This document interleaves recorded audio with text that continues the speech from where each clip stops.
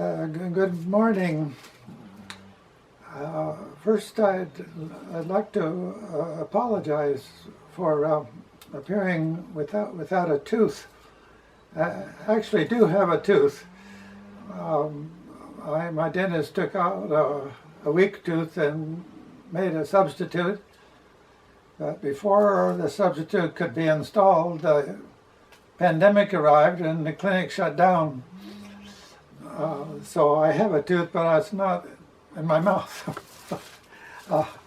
I have a friend in New York who has the same problem. She has a tooth waiting for herself, but her clinic's of her dentist is closed. But still, it is somewhat disconcerting to look at myself in the mirror and see myself without a tooth. I shouldn't be complaining. There are millions of people in the world who all their lives can't afford to have a dentist, and they would love to have my problem. Anyway, the first premise that I'd like to propose for our conversations about ethics, economics, and organizing at the times we live in is the premise that we're now entering a new period of history. We don't know what the new period of history is going to be, but we do know that normal is not coming back.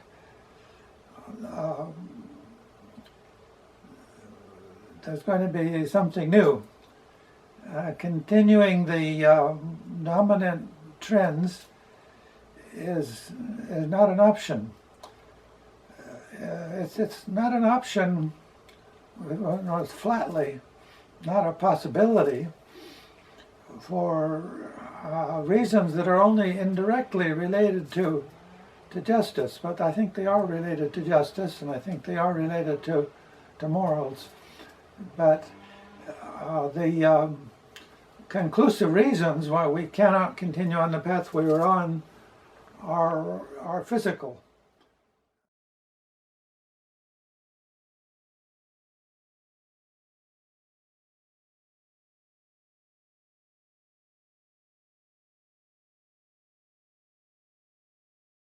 The first is there's a conflict between science and economics. Economics as a science and also as a set of institutions, ever since it began, has assumed as a premise that most people work. One might make an exception of a sort for the first economists, Adam Smith and Ricardo, who assumed that the number of workers was governed by supply and demand, so that if there were no demand for workers, they would die for inability to feed their children.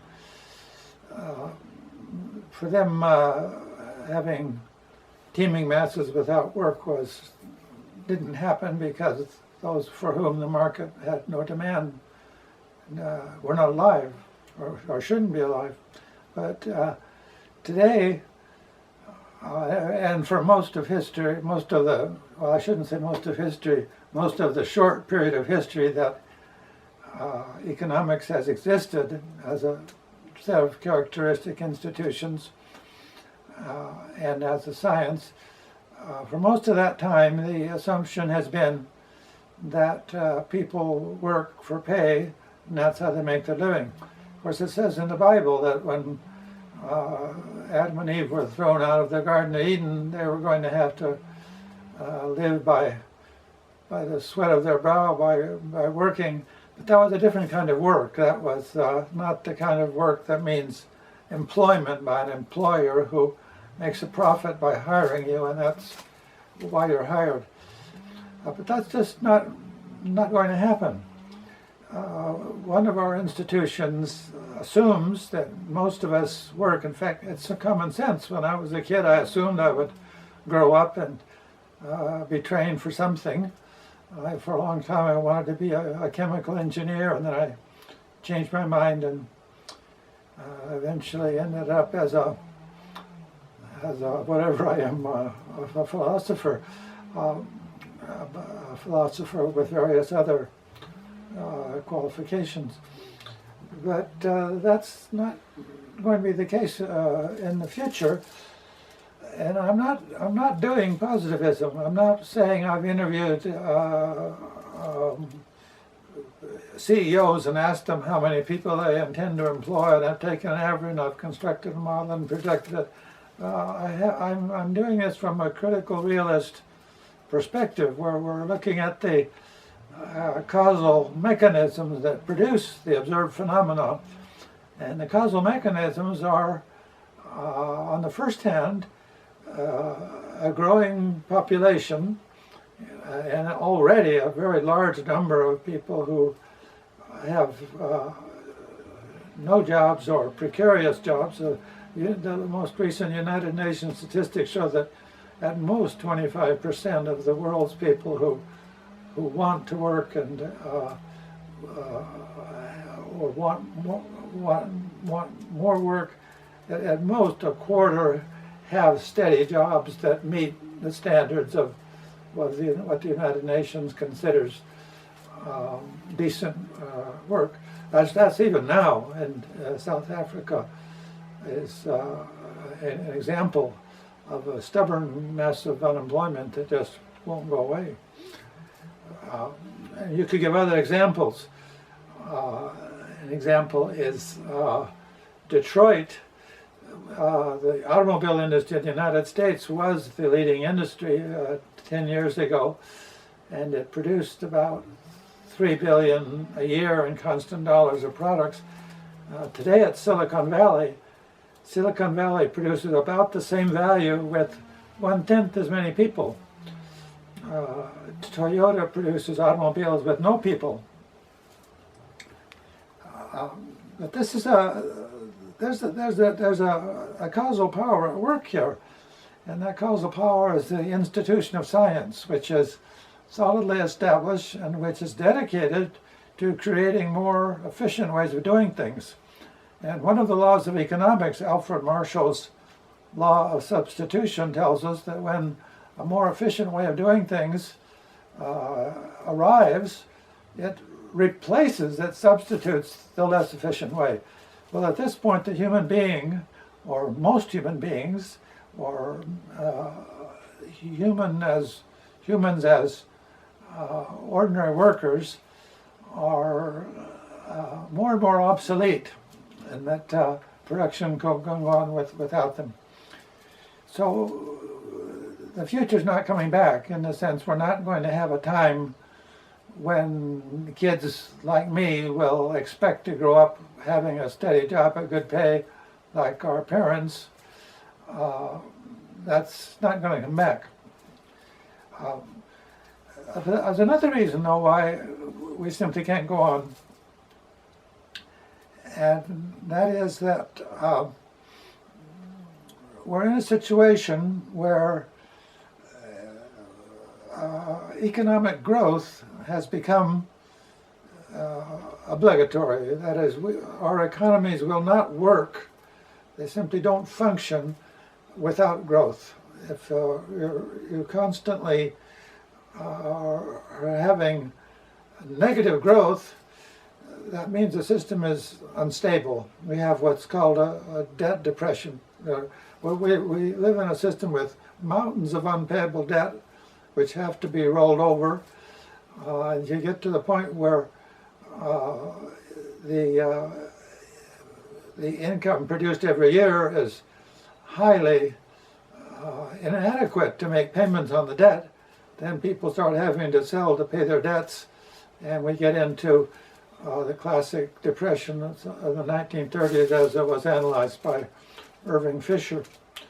So, but here's the clunker.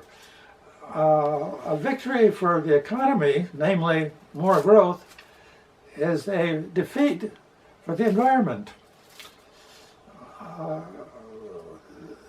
Greta Thunberg, you know who Greta Thunberg is, she said in her TED talk that, you know, you adults are destroying the world for us children. By the time we're your age, the earth is going to be uninhabitable. And this is what science tells us. With the physics and the chemistry and the biology are clear. We simply must live in a way compatible with a sustainable biosystem that sustains life. And that's not going to happen the way you adults are behaving. And then she added, and it can't be done giving the rules and the systems that we have. And she's right. There's just no way that the way we're accustomed to living can go on for, some say, less than a century, some say a century, some are more pessimistic, some are less pessimistic, but it simply can't go on for geological time for any considerable period. So that's why I say we're entering a new period of history. And it's our responsibility to make that new period of history. I mean those of us who are living and those of us who are conscious of what's happening. So I have a question for you. And the question is, am I telling you the truth?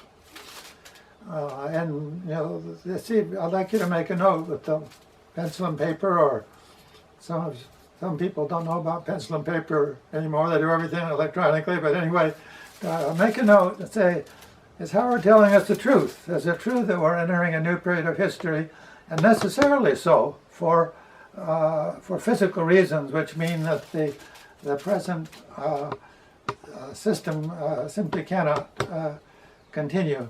I don't want you to answer it now. I'd like you to relax in the evening, have a beer, a glass of wine, an orange juice. Don't be too critical of yourself. This will not be marked. There'll be no mark, but we do expect you to do it. And I'd like you to put down as the first challenge just to respond to this premise. So that's number one challenge. Let me go on now with a second challenge.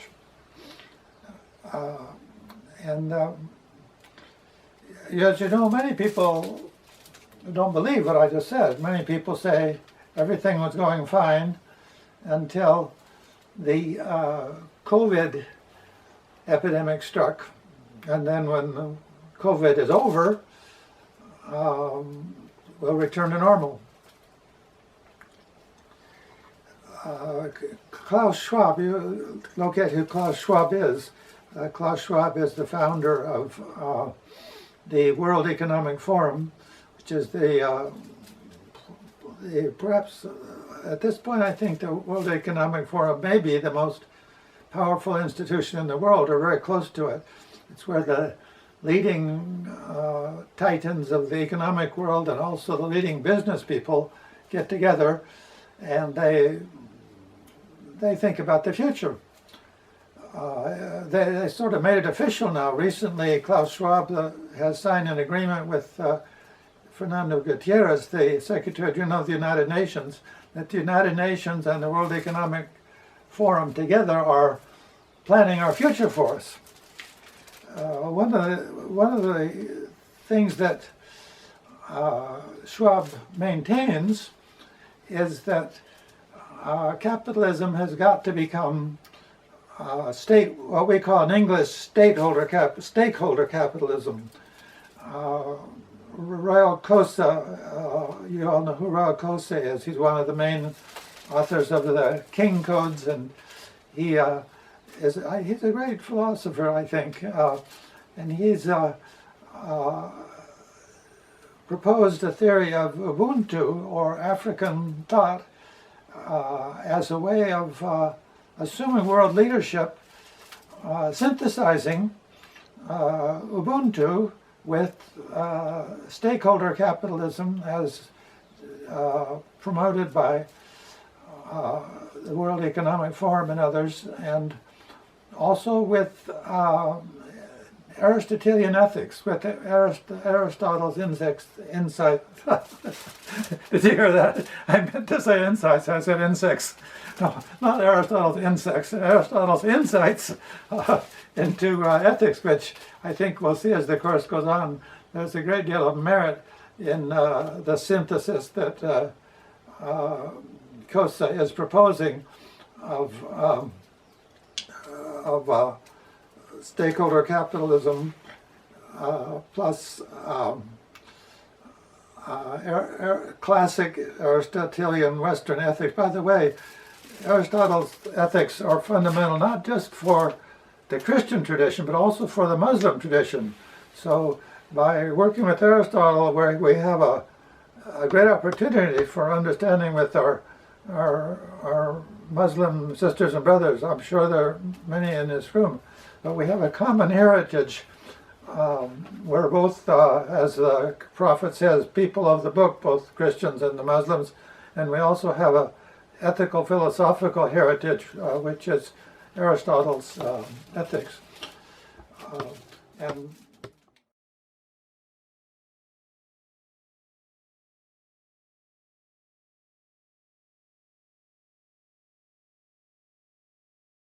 on the other hand, there are people who are very worried about this. They say, well, look, is the future going to be decided for us by a group of major figures which meet every year in Davos, Switzerland? You have about 9,000 experts working for them on every possible issue, which is formally allied with the United Nations, which is the closest thing we have to world government.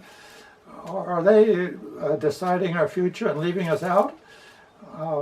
That's a real question. So that's a second challenge for you. I'd like you not take a second beer. I think one beer is enough to do this assignment properly. But don't stress out about it. Don't think that you're being held to any standard. You're being invited to express your thoughts, your first thoughts about the concept, two concepts. One, the concept of national governments and other forms of government essentially being superseded by, as Klaus Schwab says, a single system of thought. He says, we really need a single system of thought so that we can plan together how we're going to cope with the Fourth Industrial Revolution. And do you like the ideas? Now, what they say is, we all know that the First Industrial Revolution and the Second and the Third were causes of enormous suffering, in the sense that the working people got the dirty end of the stick, and a few very wealthy people became very wealthy. And the doctrine of Davos is this is going to be different. The Fourth Revolution is going to not make the same mistakes the first did. Well, what do you think of all that? Is that believable? Is that a bandwagon we should jump on? Is that something we should question? What's your first impression?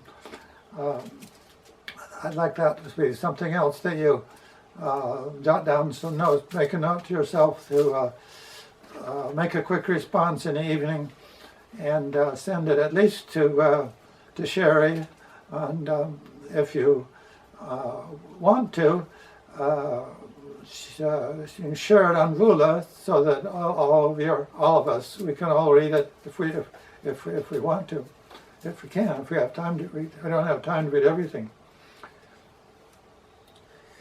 So, I wanted to mention one more thing about the point of stakeholder capitalism, and that is that I believe that Klaus Schwab thinks in German. I know that Davos runs mainly in English, but I think his papers are originally written in German, and the word that he uses is de interesse. So what he's really saying is that the system should work for everybody who's interested. And you start off by saying, well, we're going to do a business model which is going to show how we're going to create value, not just value for the stockholders, but value for the customers, value for the suppliers, the sort of classic present type of business model is supposed to be about creating shared value for everybody involved. Well, when you carry this to its logical conclusion, as Schwab points out, everybody involved means everybody involved with preserving the environment.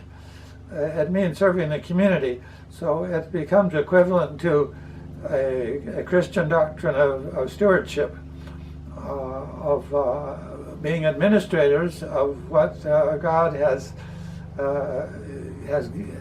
put in our control.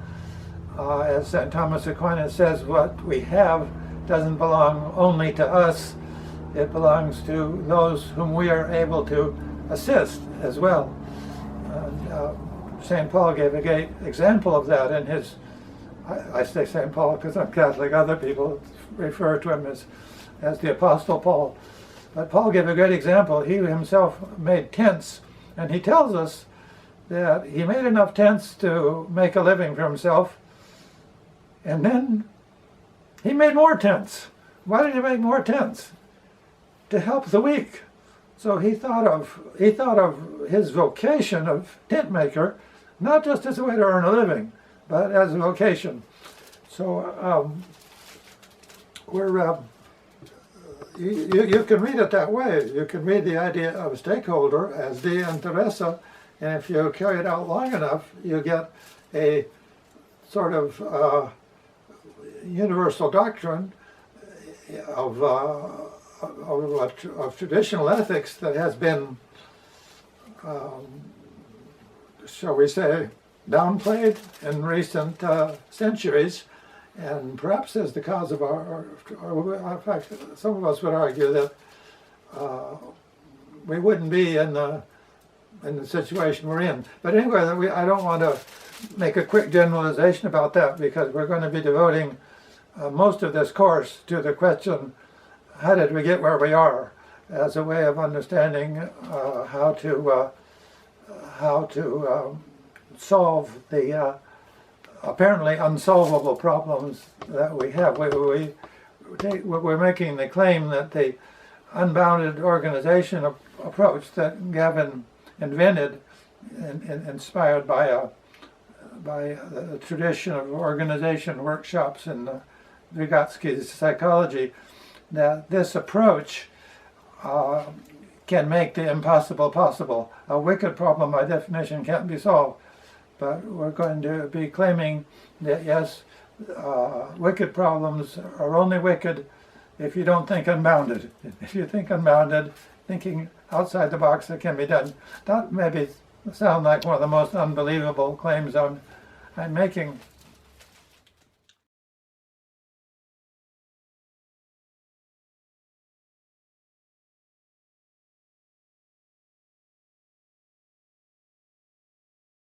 So that's a third thing I'd like you to make a quick response to.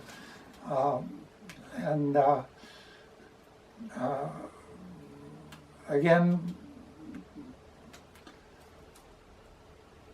well, I think you should worry. We all should worry. It's appropriate to worry.